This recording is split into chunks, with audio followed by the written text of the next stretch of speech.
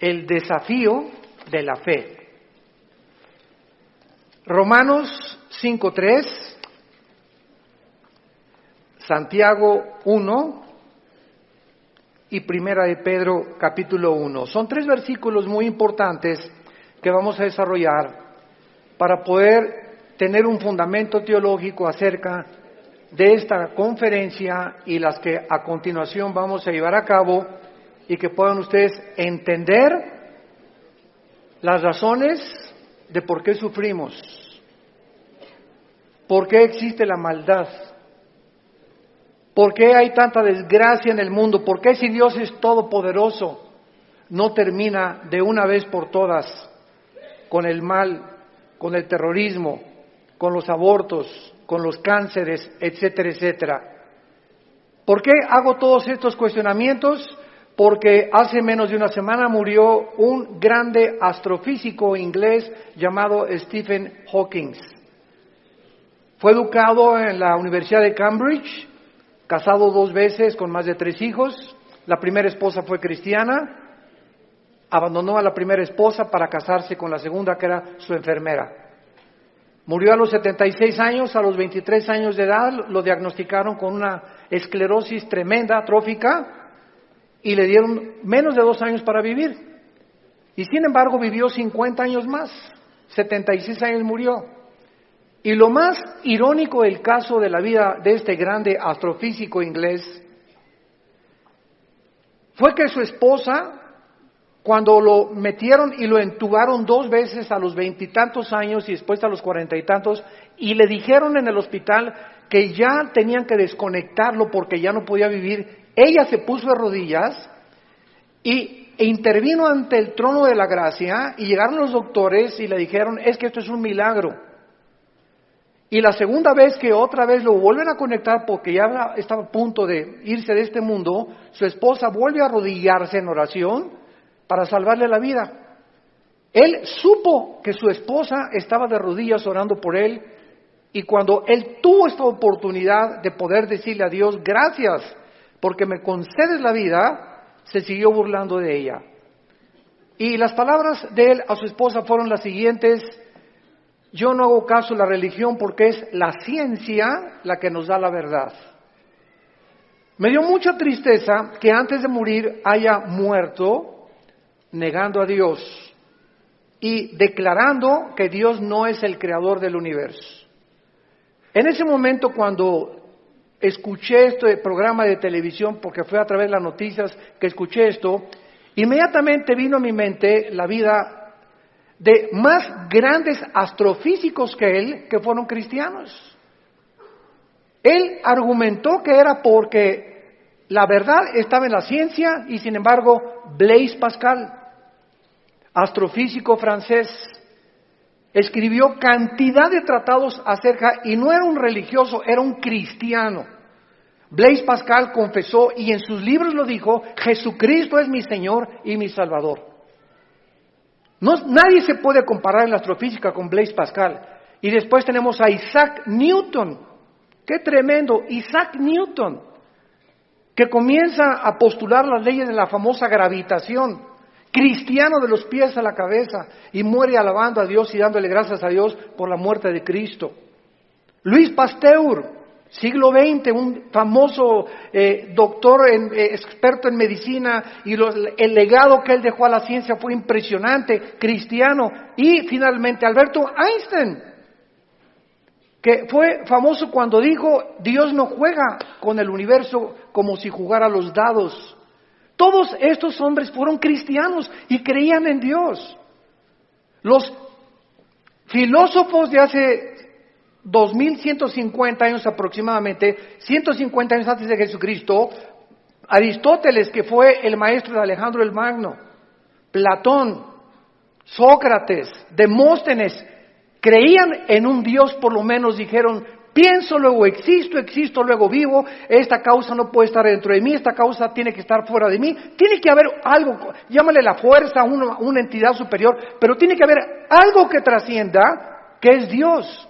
Aunque no lo pudieron nunca ubicar, el apóstol Pablo en Hechos 17 se enfrenta con los atenienses filósofos discípulos de un gran hombre que se llamaba Zenón, y los discípulos eran los epicúreos y los estoicos.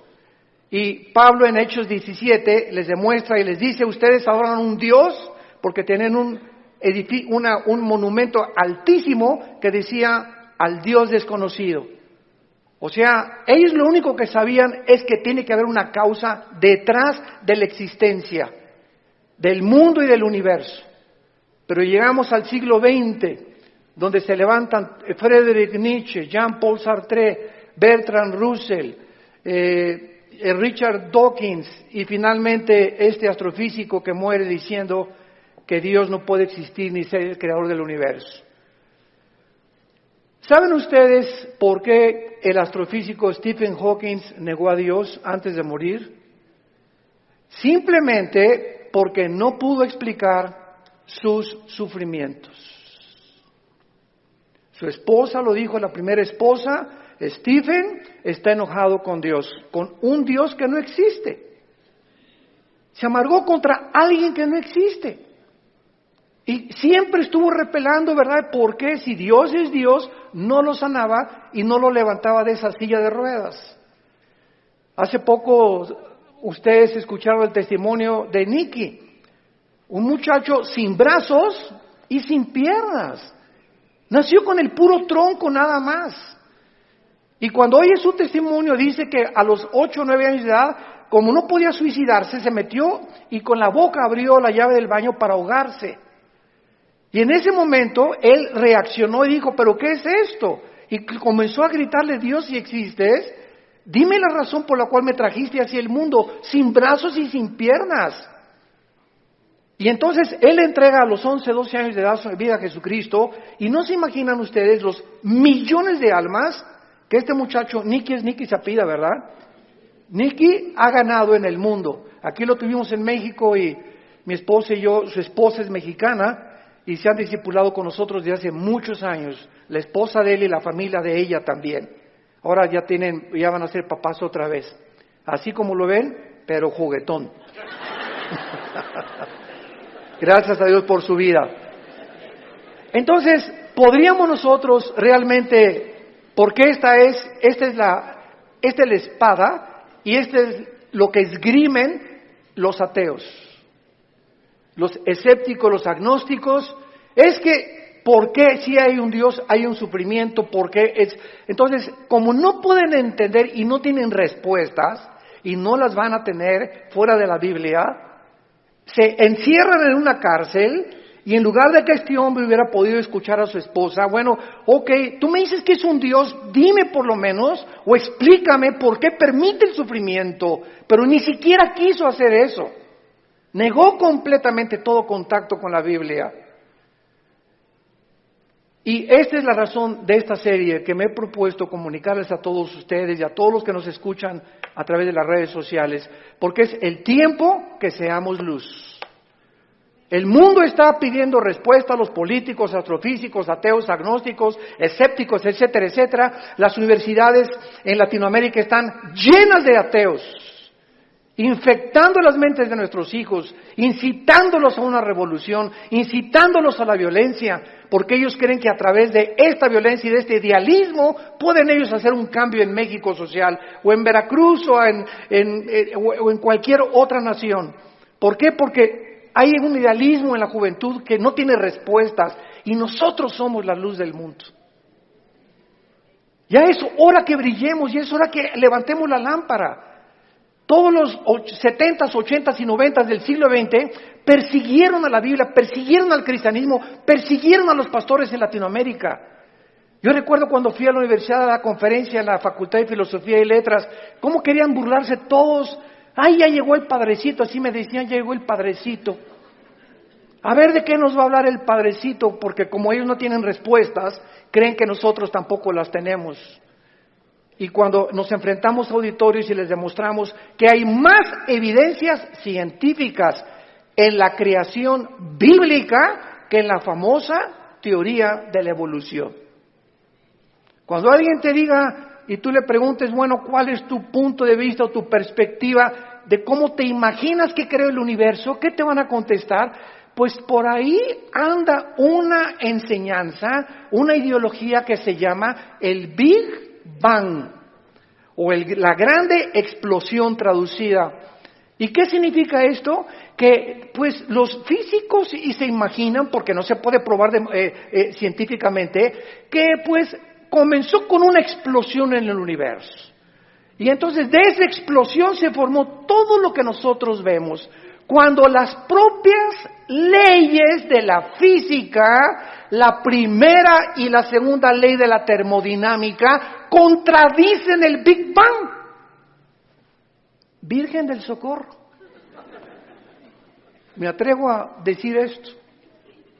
La misma física que dice la primera ley de la termodinámica, nada se crea ni se destruye, la segunda ley, todo tiende al desorden, a la oxidación, a la destrucción, a la corrupción.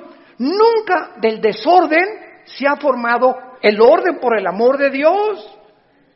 Entonces, ¿cómo podemos estar defendiendo una teoría que la aceptamos ciegamente? Porque mi maestro me la enseñó. Porque tu maestro no tiene ninguna otra explicación. Y como dijo Don Teofilito, como decimos aquí en México, ni la tendrán si no vienen a la Biblia. Porque por medio de la ciencia y por medio de la intelectualidad, que es limitada, el ser humano no puede traspasar y trascender la dimensión espiritual, la dimensión del mundo invisible. Entonces, el intelecto choca contra las cosas que no entiende y al llegar ahí se vuelven locos. Entonces no puede el ser humano comprender la inmensidad del universo que nos rodea, ni los caminos ni los pensamientos de Dios, porque son más altos que los nuestros. Dios tuvo que bajar hace 2000 años en la persona de Jesús para Él comunicarnos y revelarnos los secretos que se encuentran detrás de su universo, de su soberanía, de la tierra, de dónde venimos, los animales, la genética y la ciencia que continúan como demostrando y comprobando simplemente que la Biblia tenía la razón. Y es hora de hablar, y es hora de tener una confrontación directa. Porque el mundo se está hundiendo en la confusión teológica, en la confusión ideológica. Los gobiernos los invitamos al próximo desayuno en junio, ya les dieron su volante, titulado El fracaso de los gobiernos humanos. Otra vez, ¿verdad? Vamos a examinar todos los gobiernos, nazismo, fascismo, monarquías, democracias, etcétera, etcétera. ¿Por qué ninguno ha funcionado? ¿Por qué siguen peleándose? ¿Por qué ahorita ya los partidos políticos en todas partes del mundo, ya sus convicciones, los estatutos en los que formaron sus partidos están deshaciéndose y contagiándose con el otro? Es como si nosotros dijéramos, soy cristiano pero me voy a juntar con los mormones y con los musulmanes. Cuando los principios de los musulmanes, los principios de los mormones y el cristianismo se contradicen unos a otros. Entonces, ¿creo realmente que mis convicciones son reales y es la verdad? ¿O necesito otras ideologías porque no estoy seguro de lo que yo creo? Es una tristeza, se están derrumbando ante nuestros ojos todas las ideologías y todas las filosofías del mundo. Los sistemas de pensamiento están confundidísimos como jamás lo habían estado. Gubernamentalmente, teológicamente, filosóficamente, económicamente, es una confusión en el mundo tremenda. Es el estrés por el cual vive la gente. Es una incertidumbre de dónde está la verdad, dónde está la luz, quién tiene la verdad. Tú dices que en aquella religión, tú dices que en aquella religión. Discúlpame, en ninguna religión en la persona de Jesucristo. Porque tú puedes tener X religión sin tener la verdad, ni tener al Hijo de Dios en tu vida. Él fue el que vino y nos dijo, no los católicos, no los evangélicos, no los nazarenos, no los mormones. Jesús dijo, yo soy la verdad. Y cuando Él entra a tu vida, se te caen las vendas. Y de alguna forma el entendimiento se nos comienza a expandir. Y solo Dios, el Espíritu Santo, puede hacer que nuestra mente se abra para que cuando vengamos a la Biblia podamos entender, porque la Biblia, el autor es el Espíritu Santo, necesito al Espíritu Santo morando en mí para comprender los pensamientos de Dios. Ven a la Biblia sin el Espíritu Santo y vas a chocar contra los pensamientos de Dios, porque el hombre natural no entiende las cosas del Espíritu, porque para él son locura, porque estas cosas no se intelectualizan, estas cosas se disciernen espiritualmente. Veamos ciertos pasajes a continuación que nos van a servir de base para poder dar una explicación y comenzar ya a levantar la bandera de la fe. Dice en Romanos 5, versículo 3, y no solo esto, sino que también nos gloriamos en las tribulaciones, sabiendo que la tribulación produce paciencia. Alguien viene sin el Espíritu Santo y lee este versículo, la conclusión a la que llega dice, esto lo escribió un loco. ¿Cómo puede alguien que está atravesando tribulaciones o problemas gloriarse? Inmediatamente se enfrenta esta persona con una pared. Pero es que esta persona no entiende que las próximas palabras es que estas tribulaciones y estos sufrimientos, Dios los está usando para formar nuestro carácter, que si no sufrieras, de otra manera no podrías aprender muchas cosas en la vida que solamente a través del sufrimiento se aprenden. Dice Salomón en Proverbios, el sufrimiento purifica el corazón. Esta es la razón por la cual comenzamos ya a entender, y cuando comenzamos a entender los pensamientos de Dios, y aunque no vamos a ser libres del sufrimiento, por lo menos Dios va a entrar a nuestra vida y nos va a dar una esperanza para que en ese valle de sombra y de muerte tengamos paz. Para que en medio de las tribulaciones que tú estás atravesando, y en medio del divorcio que estás ahorita enfrentando, y el abandono de tu esposo, y el abandono de tu esposa, y el abandono de tus padres, por lo menos en medio de ese horno de fuego que tú estás atravesando, Jesús está contigo. Y aunque no se va a acabar hasta que Él venga a todas estas cosas, Él nos da la fuerza para resistir hasta el final con gozo. Y la paciencia solamente es el fruto de las pruebas y las tribulaciones. ¿Se imagina lo que la Biblia dice? ¿Y para qué quiere la paciencia, Señor? Si no tienes paciencia, te vas a casar con el chavo equivocado. Si no tienes paciencia, te vas a casar con la muchacha equivocada. Si no tienes paciencia y eres una persona impulsiva que compras y vendes, etcétera, etcétera, sin meditar ni reflexionar nada, vas a comprar la casa equivocada, el carro equivocado, el viaje que Dios no quería que hicieras lo vas a hacer por tu impaciencia, porque por naturaleza somos impacientes. Entonces la Biblia nos comienza a abrir los ojos y nos dice, espérame tantito, la paciencia es una virtud elemental para que puedas tomar decisiones y no te arrepientas el día de mañana. Pues yo quiero la paciencia, Señor. Viene entonces el fuego de la prueba. No tengas miedo de las tribulaciones. Mi esposo, hermano, parece un martillo conmigo y duro, y duro, y duro, y duro. Hermana, pues mientras más, te está haciendo tu esposito, sin que te des cuenta, estás desarrollando una capacidad para aguantar. Que si no quieres hacer eso, pues sácate un cuchillo y vete sobre él entonces. Y acaba con tus problemas. Hace muchos años, quiero irme con mucha calma con estas conferencias porque son muy importantes y tratar no se imaginan, oren por nosotros, por mi esposa y por nosotros, nuestros hijos. Necesitamos mucho de las oraciones de todos ustedes y le pido a Dios mucha oración que siempre que yo estoy enfrente de un público pueda yo tener la capacidad de explicar su bendita y profunda palabra. Hace muchos años había un dramaturgo inglés llamado Oscar Wilde.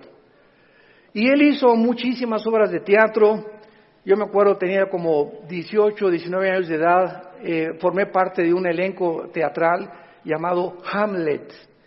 Y en una de las cosas que yo tenía que declarar durante el escenario, en el teatro, representando a Hamlet, ¿verdad? Dice así la obra de William Shakespeare: morir, dormir, no más. ¿Qué es más levantado para el espíritu?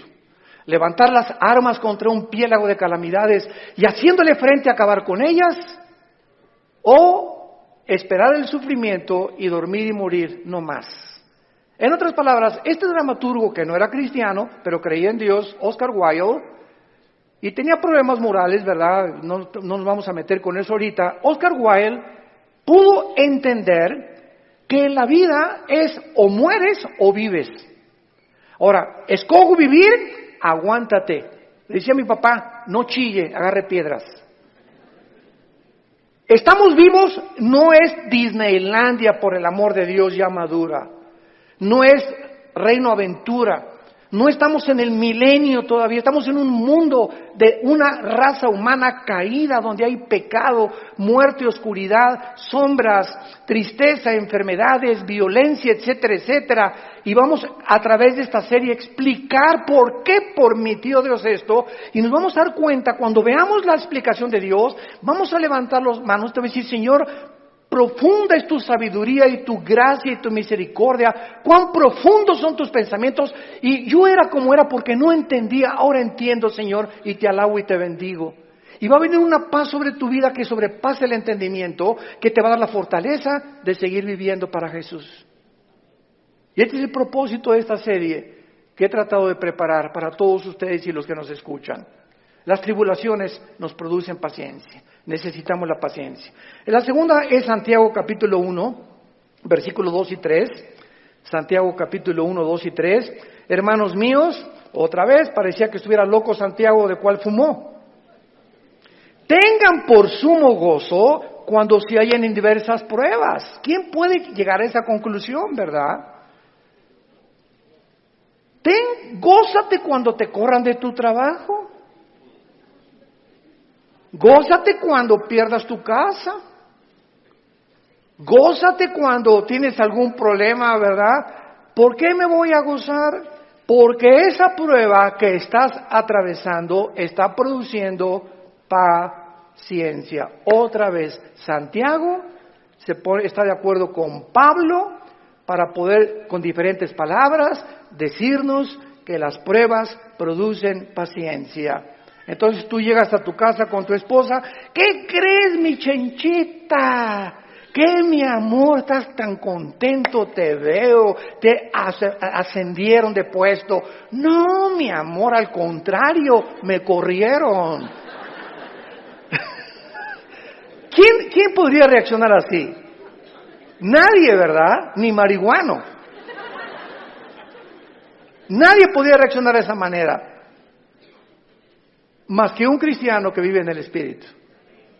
Y la esposa, oye, pero, ¿sabes una cosa? Esto no es para que te pongas contento. Sí, mi amor, ¿sabes una cosa? Porque acuérdate de Romanos 8:28. Todas las cosas contribuyen para nuestro bien. Y no me corrieron porque haya sido ladrón, borracho, parrandero, jugador o defraudador. Me corrieron, ¿verdad? Por políticas, lo que tú quieras. Pero ¿sabes por qué me gozo, mi amor? Porque creo lo que dice la Biblia. Ahorita mi única reacción se había llegado, vieja, sácamela de don Julio reposado. Y vamos a ponernos los dos hasta atrás. Esta vida no vale gorro. Vamos a divertir. Que nada, y que Dios, ni qué cristianismo. Esa es la otra reacción. Y comenzar con la autolástima y comenzar a amargarte contra Dios. ¿Te das cuenta? Entonces, en lugar de que tomemos esa actitud, la Biblia nos muestra que nos enfrentemos a los problemas con otra actitud, porque cuando Dios ve que tú enfrentas esa actitud y que tú llegas a tu casa y, Señor, gracias, te alabo, yo no entiendo por qué me corrieron, lo único que sé es que tu palabra dice, no desmayes, no tengas miedo, yo soy tu Dios, nunca te dejaré, nunca te abandonaré, y estoy seguro que viene un trabajo mucho mejor que el que yo tenía, en el momento en el que Dios ve desde el cielo que nuestra reacción aquí en la tierra es diferente a la de los demás seres humanos, Dios nos bendice.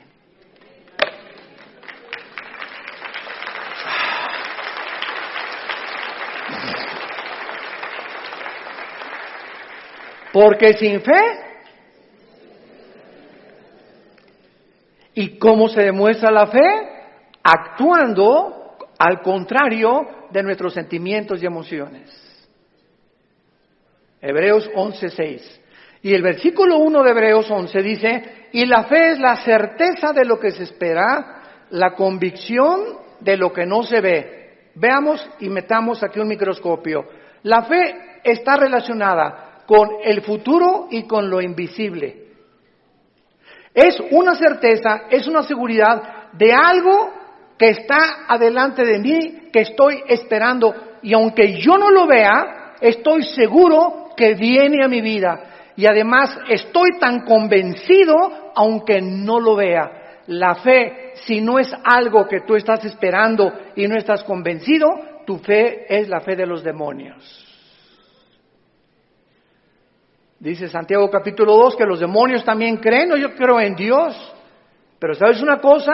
Tú dices que crees en Dios intelectualmente, pero no demuestras que tú crees en Dios por la forma como tratas a tu esposa, por la forma como tratas a tus padres, por la forma como ves a las mujeres. Este pueblo, Marcos 7, dijo Jesús, de labios me honra. ¿Cuánta gente hay por todos lados? Iban a desayunos y yo creo en Dios, pero sus acciones, su conducta contradice la piedad que ellos expresan o que creen tener en su corazón. Entonces te vuelves un hipócrita, te vuelves un falso cristiano, porque la fe tiene que, dice Santiago, sin obras no es fe.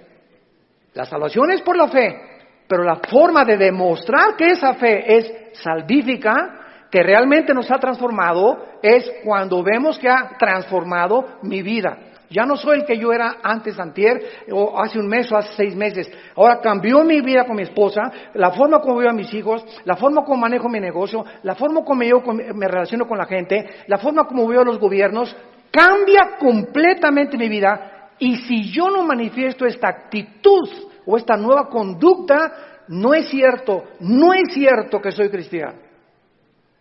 Y lo vamos a ver en el tercer pasaje, 1 de Pedro capítulo 1.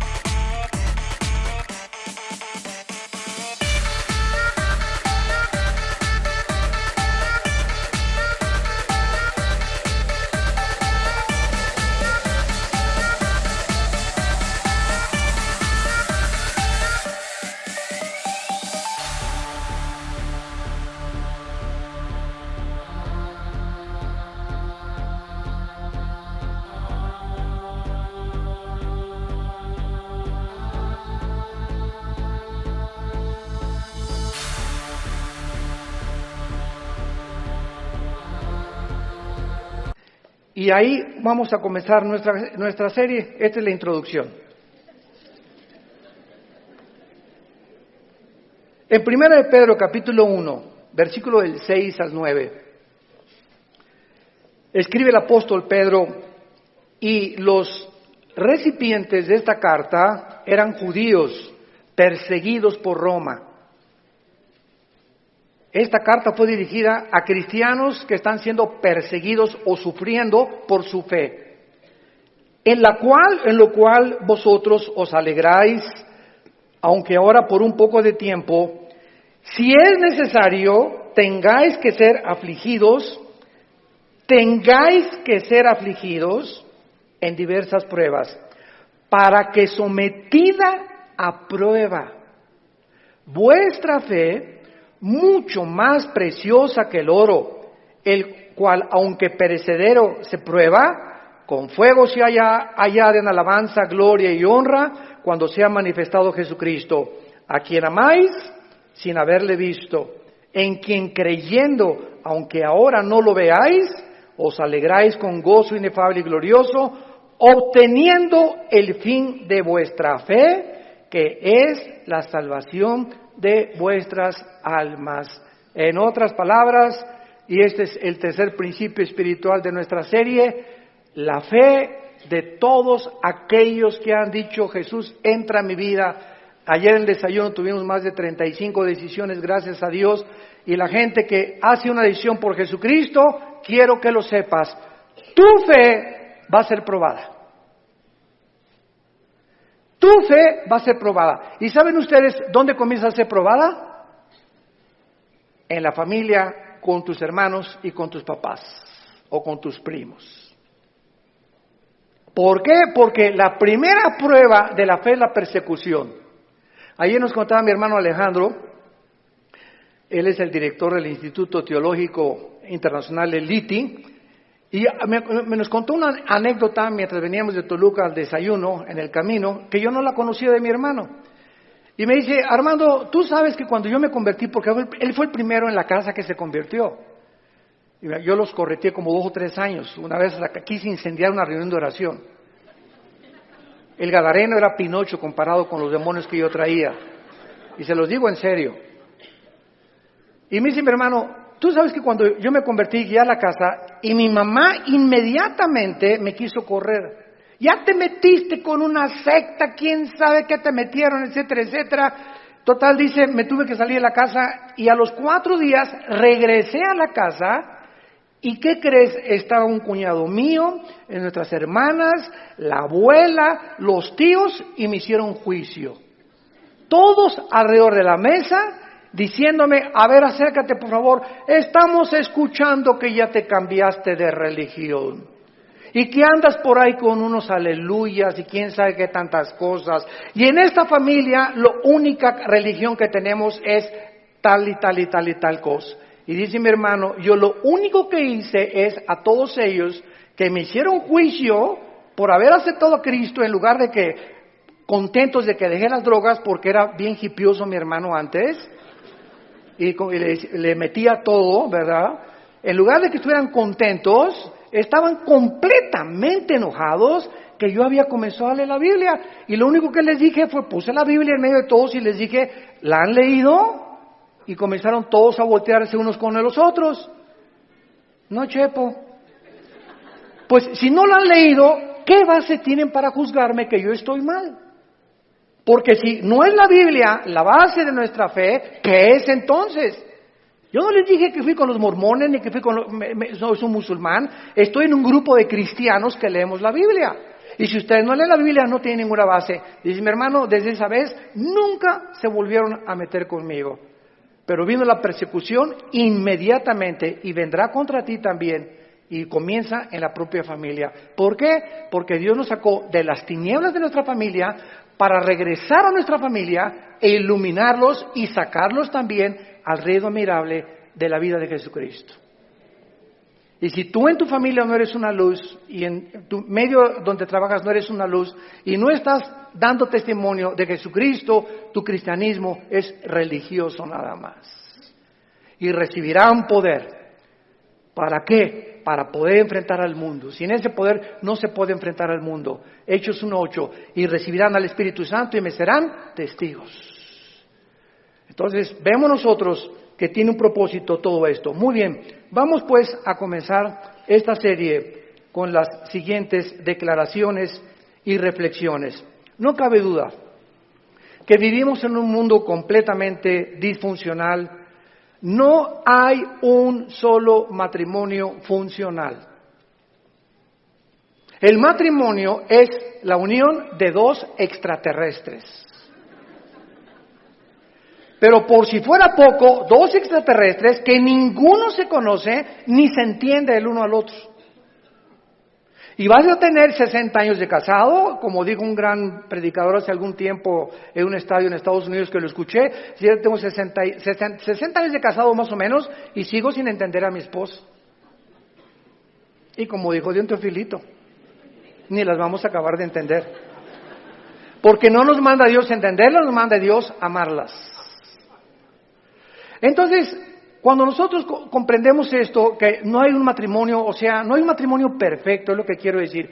No hay un matrimonio donde todo, en la luna de miel, John Travolta, y se casó con esa muchacha que se parece a la Madonna, y vamos a ser felices, y qué guapo, ¿verdad? Y tiene coche. Todo eso desaparece después de la luna de miel. Comienzas a enfrentarte con una persona imperfecta, de los pies a la cabeza. Peor todavía si no son cristianos. Si con cristianos se lucha y se sufre, imagínate no siendo cristianos, ¿no? Por eso hay tantos divorcios. Entonces te enfrentas con una persona, con una mujer, que no sabes cómo tratarla, no sabes, de todo chilla, no sabes por qué chillan las mujeres de todo. Habla, parece perico de África como habla mi esposa. Es que a las mujeres Dios les dio esa capacidad de hablar hasta por los, quién sabe por dónde más. Hasta por los pies hablan las mujeres. Y nosotros, ¿verdad? O sea, tú sabes una cosa, cuando tú hablas con una persona, en el momento en que te paras a escuchar a una persona, no sé si ustedes lo sepan, la Biblia nos los muestra, el hecho que te estés concentrando en escuchar lo que está diciendo, estás emanando energía, te estás desgastando. Cuando Jesús lo tocó a la mujer, ¿se acuerdan ustedes la mujer con el flujo? Alguien me tocó. ¿Por qué? Porque dice, energía salió de mí. Todo el sufrimiento que ella tenía se lo transmitió y Jesús en su hipersensibilidad sintió inmediatamente. Hoy eligieron los apóstoles, pero todo el mundo te toca. No, hay alguien que me tocó con el propósito de recibir algo de mí y lo sentí en mi espíritu. Es una hipersensibilidad espiritual tremenda. Pero cuando tú te sientas con alguien, entonces, esta es la razón por la cual mujeres, los hombres nos sentamos y viene tu esposa y 15, 20 minutos, y a los 10 minutos no tenemos la capacidad, yo no sé cuánto ustedes sean superhéroes, ¿no? Pero la mayor parte de los hombres no tenemos la capacidad de oír más de 10, 15 minutos. Comenzamos, sí, amén, gloria a Dios, mi amor. Sí, es cierto, sí, te amo, tienes toda la razón, ¿no? Comenzamos ya con el avión, etcétera, etcétera. Pero ustedes las mujeres, mi esposa se junta con otra mujer, o cuando se juntan las pastoras, y 6 horas sin parar. Yo llego a los restaurantes, me recoges a las 7, y sí voy a las 7, y ahí está, digo, oye, mi amor, te dejé a las 2 de la tarde, y sigues en la mesa platicando con ellas. Y se despiden, y están en la puerta del restaurante, bye, y en la noche llega y le siguen hablando por teléfono. Señor mío y Dios mío, Jesús, María y José y el burrito que los acompaña, así son. Dejémoslas, felicitémoslas. Pero no las contradigamos, mucho menos, porque así las hizo Dios. Las mujeres tienen 7 días al mes que sus hormonas cambian drásticamente en la famosa menstruación. Y durante esos 7 días no te atrevas a decirle nada. No te atrevas a tocarla tampoco, ni sexualmente tampoco, porque está prohibido en la Biblia. Son tiempos en el que vuela la mosca y se ponen a llorar, hipersensibles. Es una semana en la que hay que yo te llevo el desayuno a tu cama, mi amor, yo le voy a lavar los trastes, yo te lavo la ropa del bebé o lo que sea, ¿verdad? Y comienza el hombre a entender la naturaleza femenina, que no estamos para que ellas nos sirvan, no son nuestras esclavas ni nuestras sirvientas, y cuando comenzamos a darles lo que ellas necesitan, porque las comenzamos a comprender, es cuando vienen las bendiciones de Dios.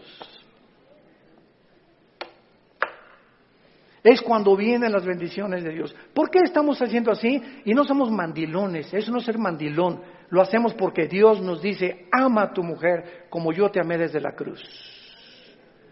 Con un amor sacrificial. Y cuando yo veo sacrificarte por tu esposa, te voy a bendecir como no te imaginas. Porque el mal que le hagas a tu esposa, se te regresa.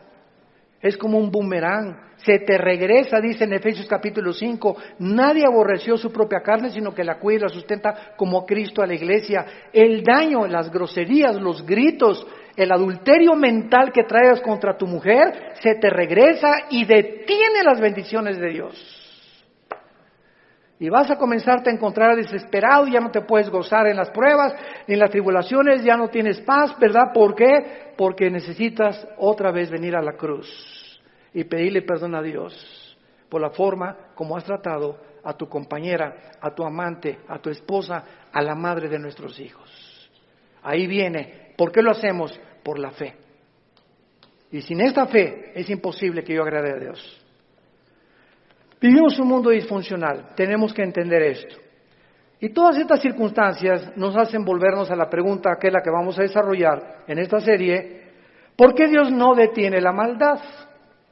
Muy buena pregunta, muy válida filosóficamente. ¿Por qué Dios no detiene tanta destrucción y tantos sufrimientos? Es la pregunta que permanece en las mentes de la mayor parte del ateísmo, y muchas veces no solamente los ateos, sino también de los mismos cristianos. La única diferencia, escuchen esto, señores ateos que nos escuchan, en cualquier programa que haya en el mundo de televisión o de radio o en cualquier foro, nunca a un ateo ni a un agnóstico le van a hacer estas preguntas, nos las van a hacer a nosotros. Porque los ateos no tienen respuestas. Y como no tienen respuestas, por eso se enojan contra Dios, y por eso se amargan, y por eso dicen que son ateos. Entonces, si el mundo va a cuestionar a algún ser humano para que le responda, no va a ir con los ateos, van a ir con nosotros. A ver, ¿tú qué te dices, cristianito? Dime esto y esto y esto. Hace mucho les conté un incidente que lo he repetido así. Una vez estaba platicando sobre el ateísmo en el Hotel María Isabel, salimos del desayuno hace algunos años y me aborda una persona en el elevador, pero así, ¿verdad? Usted sabe, señor Antonio, así, mucho gusto, ¿cómo está? Ya entramos al elevador juntos. Usted dice que Dios es todopoderoso, ¿verdad? Pero con esa actitud, ¿verdad? Usted dice que es todopoderoso, ¿verdad? Sí, efectivamente, Dios es todopoderoso. Y si es todopoderoso, ¿por qué no acaba con el diablo si él tiene poder? Y le contesté: porque comenzaría con usted.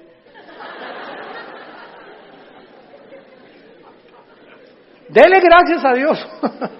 Le cambió completamente su perspectiva, ¿no? O por lo menos ya le di tarea para ir reflexionando ella a su casa, de que hay respuestas y que si realmente Jesús hubiera venido o ahorita acabara con la maldad, acabaría con todos, porque perverso y engañoso es el corazón de todos los seres humanos. Entonces démosle gracias a Dios que no lo ha hecho y que en su paciencia, dice en 2 de Pedro capítulo 3, está esperando para que todos o la mayor parte de los seres humanos se arrepientan antes de que juzgue severamente este mundo. Muy bien, entonces por causa de no tener estas respuestas que demandan sus mentes finitas, cuando una persona astrofísico o ateo demandan respuestas, no se ponen en la posición honesta de decir, bueno, ok, yo ando buscando por qué el sufrimiento y la maldad, pero me voy a poner en una posición honesta. Yo soy un ser humano, amén, lo soy.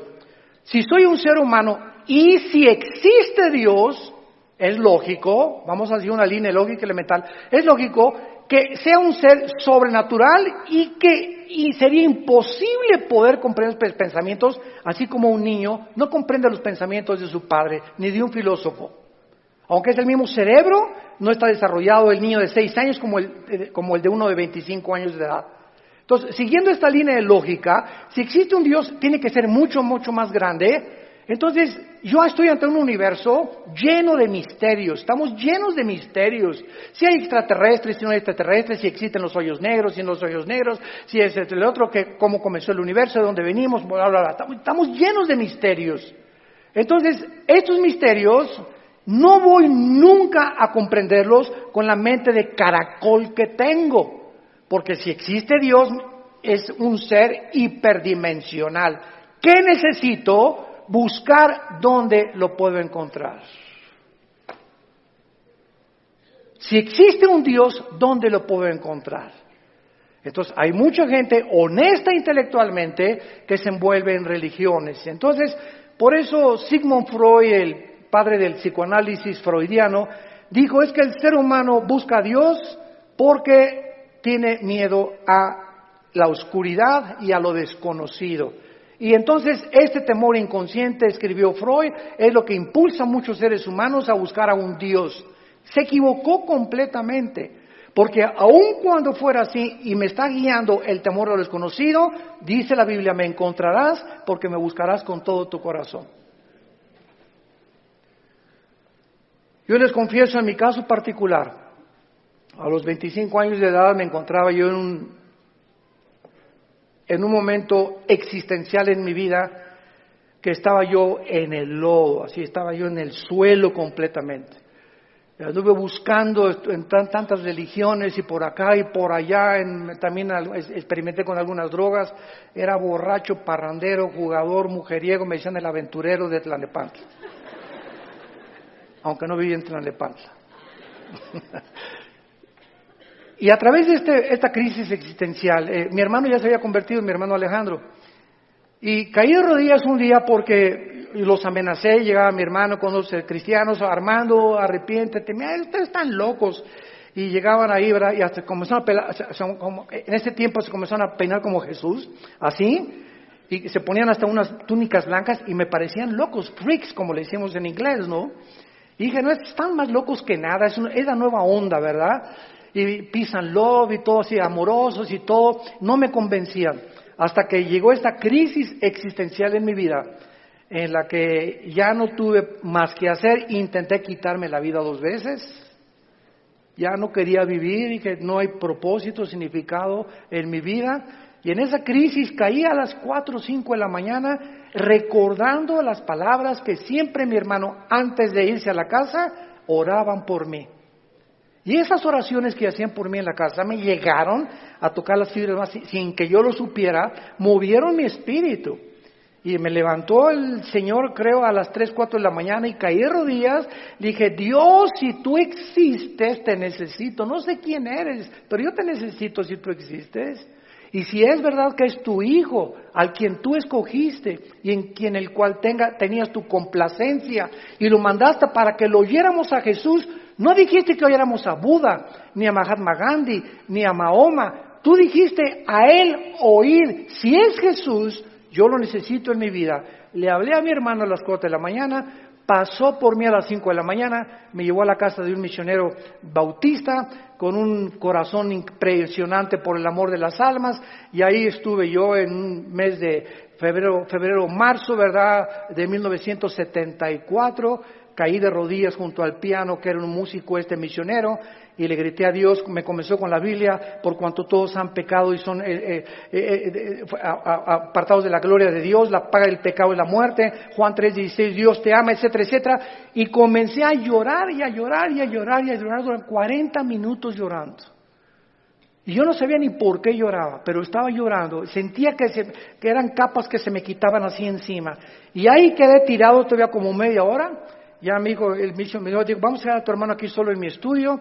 Ya salí yo y sentí como que me habían quitado, ¿verdad?, todas las frustraciones y desilusiones y traiciones que traía y mentiras de todo lo que, programas virulentos que el mundo me puso. Y fue la forma en la que Jesús me dijo, ¿verdad?, tú eres a quien tú estás persiguiendo. Y de ahí en entonces, ¿verdad?, mi vida fue cambiada radicalmente. Yo supe que había llegado al final de mi vida y que si Él era Jesús, yo tenía que dedicar mi vida a Él. No había ninguna aventura más grande en la cual un hombre pueda aventurarse a vivir más que conocer a Dios. No hay una aventura más grande. Conocerle es el más grandioso afecto de nuestros sentidos y amarle el más grande de nuestros propósitos. A los 3 años de que comencé a trabajar yo en la hotelería, era gerente del hotel, el que acabamos de ir ahorita en la reunión de los pastores en Acapulco, enfrente de la Diana. Estuve de gerente como 1 año, gerente en el Hotel Camino Real de Polanco, etcétera, etcétera.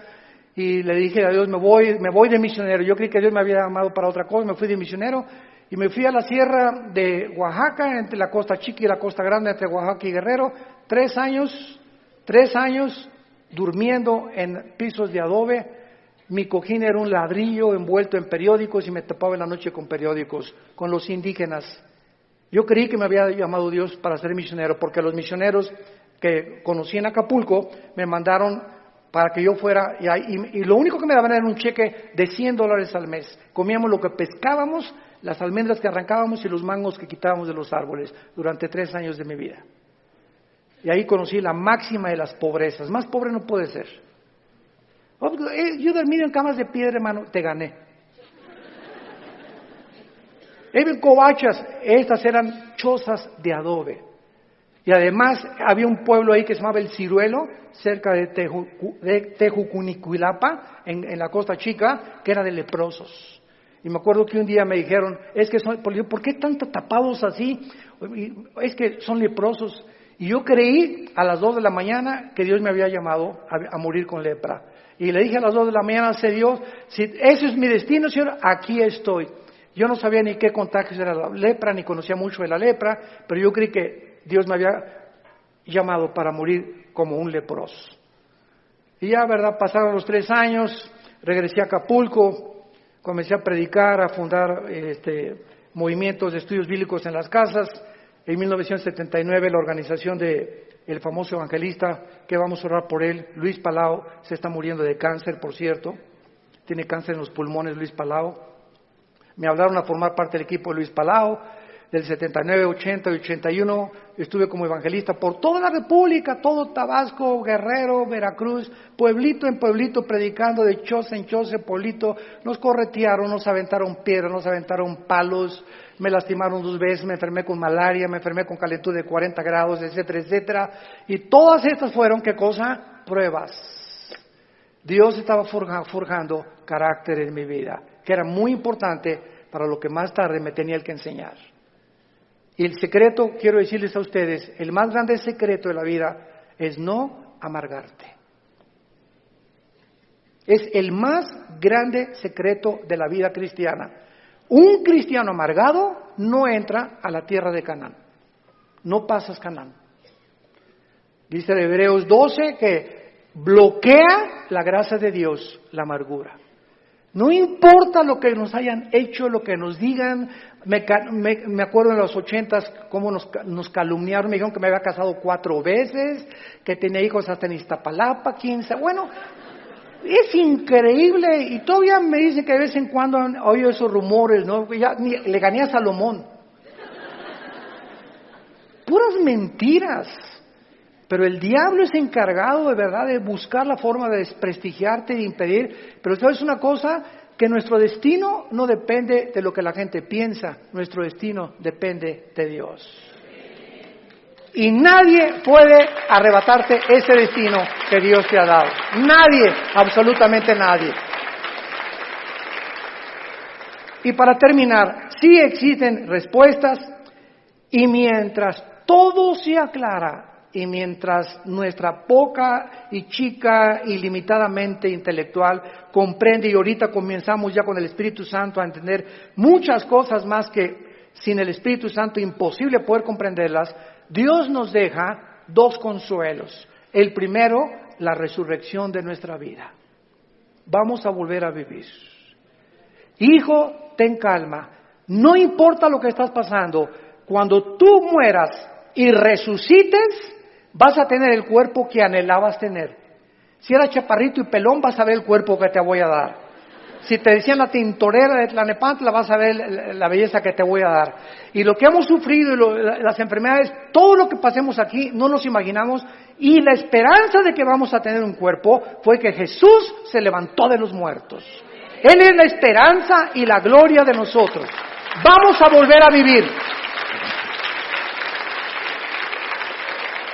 Y todo lo que hayamos sufrido y lo que hayamos afligido, y si acabaste en silla de ruedas o no silla de ruedas, o con cáncer o no cáncer, o lo que hayas pasado, no va a ser comparable con las glorias que en nosotros se van a manifestar. Y la segunda consuelo es que vamos nosotros realmente a tener un mundo nuevo, donde reine la justicia y la paz y la equidad. Viene ese mundo que anhelamos y que queremos cambiar por las revoluciones armadas, por la guerra, por la política, por la educación. De ningún esfuerzo humano el mundo va a cambiar. hasta que Jesucristo regrese con todos nosotros a establecer su reino milenial. La pregunta en esta mañana es la siguiente: ¿estás tú preparado si tú murieras esta noche para encontrarte con tu Dios? ¿Estás preparado? ¿Estás seguro que tienes a Jesucristo? Asegúrate en este momento recibiéndole como tu Señor y Salvador. Inclina tu cabeza y dile estas palabras.